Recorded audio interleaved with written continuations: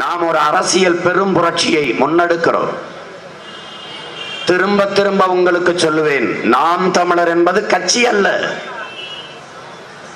நாம் பிறந்த பெருமை மிக்க இனத்தின் அடையாளம் என்பதை நீங்கள் கவனத்தில் கொள்ள வேண்டும். நாம் தமிழர் கட்சி வளர்கிறது என்றால் தமிழ் தேசியன மக்கள் சாதி மத உணர்ச்சியை மறந்து தமிழராக இணைகிறார்கள் என்று அர்த்தம்.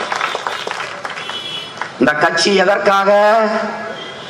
மக்களை வைத்து பிழைக்க அல்ல, மக்களுக்காக உழைக்க வந்த கட்சி. இது அற்ப பதவிக்கான கட்சி அல்ல, அருமை மக்களின் உதவிக்கான கட்சி. இது பணத்திற்கான கட்சி அல்ல, தமிழர் என்கிற இனத்திற்கான கட்சி, அதன் மானத்திற்கான கட்சி.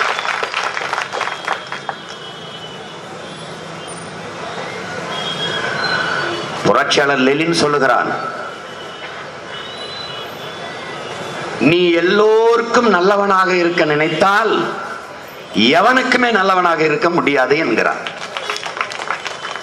அவனே சொல்கிறான், உன்னை விமர்சிப்பவர்களுக்கு நீ நிரூபிக்க போராடுவதை விட உன்னை நம்பி நிற்பவர்களுக்கு உண்மையாக இருக்க போராடு என்று சொல்கிறார்.